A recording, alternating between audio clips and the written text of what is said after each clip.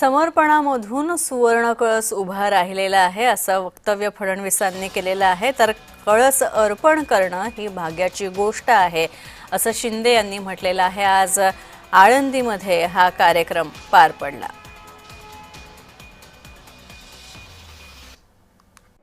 प्रत्येकाने त्या ठिकाणी दान दिलं।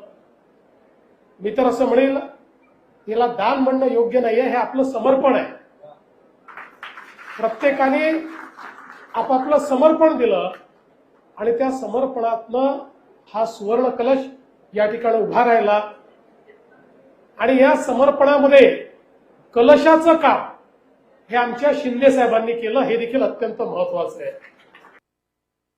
एक काळ असा होता की ज्ञानेश्वर माऊली आणि त्यांच्या भावंडांच्या तोंडात अन्नाचा कण हे नव्हता, पण आज आपण सोन्याचा मुकुट आणि कलश माऊलींना अर्पण करता ही किती मोठी भाग्याची आणि श्रद्धेची बाब आहे। ज्ञानोबा तुकारामांचा जयघोष सर्वत्र सुरू आहे। हा जयघोष ही जगातली सर्वात शक्तिशाली ऊर्जा आहे।